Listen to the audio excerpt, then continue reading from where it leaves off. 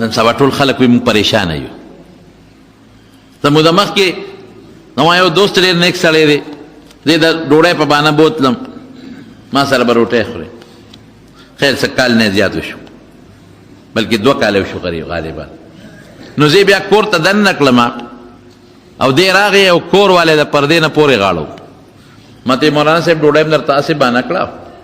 خو دې لم راوستی چې زه او دا کور والی ډېر زیات په پریشانۍ کې یو. دام تنخالي زم تنخالم،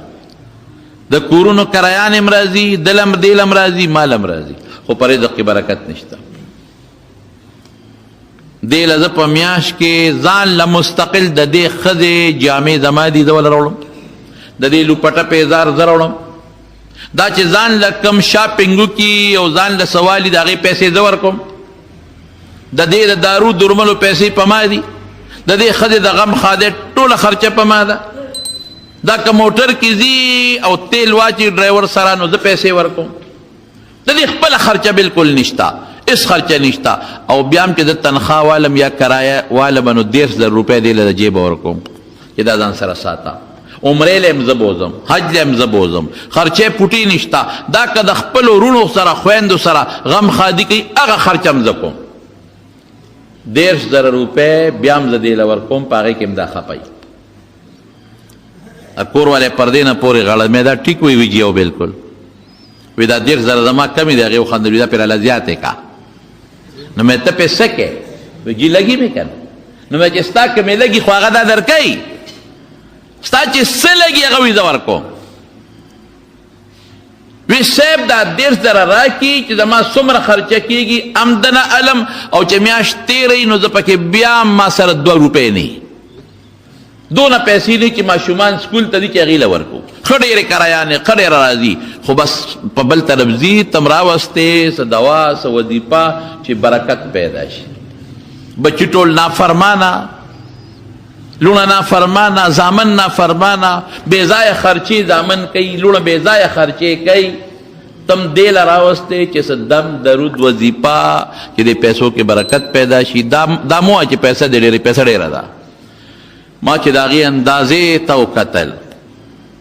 نو چې کومه کمره کې زه کېنولی وم هغې کمره کې م ټول تصویرونه ومې ښه زما په خبر عمل کوی وی او میلاول خو دا تصویرونه راکوز کې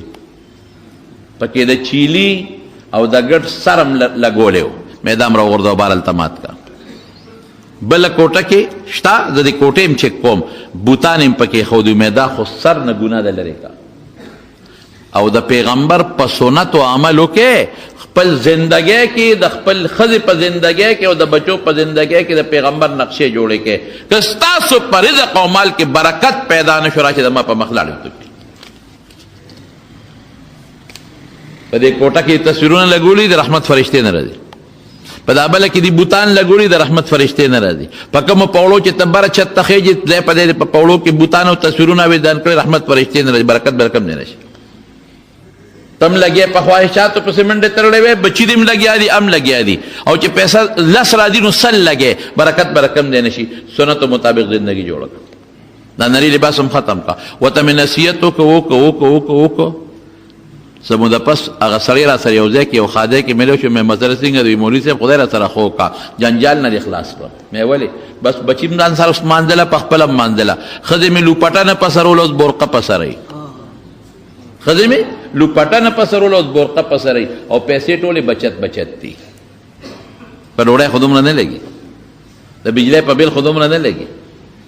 ټولې بچت. څومره پیسه چې نن زما او ستا نه روانه ده، په خواهشاتو روانه ده. 3 جوړې شته، 10 نور علم، 10 شته، 10 نور علم، ټول خواهشات. سړی د ښځې خواهش پوره کوي، ښځه د سړي خواهش پوره کوي. شریعت رستو دی. په مالګه په کټوۍ کې چې مالګه کمه وي نو ښځې سره څه کوې؟ غوسه ورته کوې که نه کوې؟ ډب ورکوې که نه ورکوې؟ او که ښځې خاوند ته ووایي چې ماله دا شی راوړه او راوړې نه وړه نو ښځه ترې خفګان کوي که نه کوي؟ لیکن که په دې کور کې د ښځې د سنت خلاف ورزي وکړه نو خاوند ته چېرته خفګان کړی دی؟ نه. او که کوم سړی په وخت منزله پانسېده نو ښځې ته خفګان کړی چې ته منزله نه دی؟ نه. نو د پیغمبر په سنت هم پروا نشته، نو ژوند به کم دی د برکت شي. نقشې د سنتو جوړې کې خدای ته وګوره مال کې برکت به پیدا شي بچو کې د پیغمبر د سنتو نقشې جوړې کې قسم په خدای بچي به فرمان برداري په ښځو کې د پیغمبر د سنتو نقشې جوړې کې مال به درته بچت پروتي موږ د انګریزانو نقشو پسې به منډو تړو په ټي وي کې او په فلمونو کې چې کومې لباس موږ له په مخ سترګو راځي هغه اچو بچیم ټوله ورځ په نافرمانو پسې په منډه دي په بېدینو پسې په منډه دي د شریعت خلاف مال ګټم هم د شریعت خلاف لګوم هم د شریعت خلاف د پیغمبر د سنتو ناډو خبر نیما چې د پیغمبر علیه السلام د جامې کومه نقشه وه د هغه د پیزار کومه نقشه وه د هغه د بچو متعلق کومه نقشه وه د هغه د بیبیانو متعلق په فکر او کومه نقشه وه والله که د دې نه نن مسلمان خبر دی پته هم نشته ځکه خو پریشاني جوړه ده ځکه خو سړی خپه دی ښځه خپه ده ماحول ګنده دی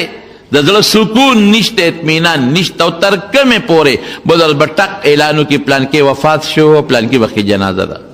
هر څه د نه لږ پاتې شو سنتو تابعداري وکړو حضرت انس رضی الله عنه وی په ډوډۍ ناستو او په ترکارۍ کې په پلیټ کې کدو پروتو وی د حضور پاک کدو خوښو ټنګری به راواغېسته خوړه به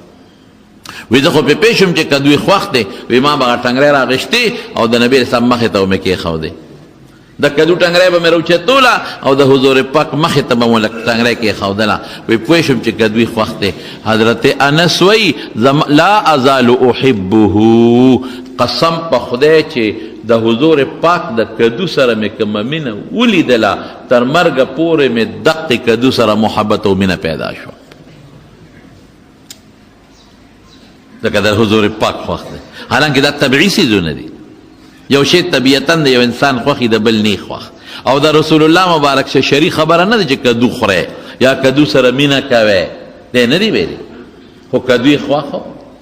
د کدو بوټی خوښ نو بس دی وی زما خوښ دی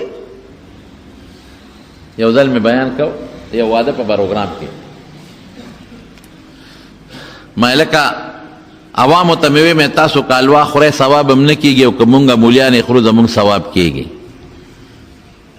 یو باباجي وی استاد جي ځان ته بیا ترخص وواله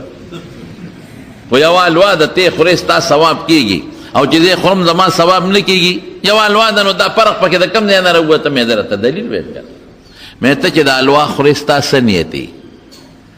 ستا نیت دی چې سویټ ډش دی خوله به مې خوږه شي داسې ده وی او مې یې په دې نیت خورئ چې خواږه د ډوډۍ نه پس هضم پیدا کوي نو زما ډوډۍ به هضمه کړي نو یا د عظمې دپاره خورئ یا د خولې د خوند دپاره خورئ زه چې خورم زما څه نیت دي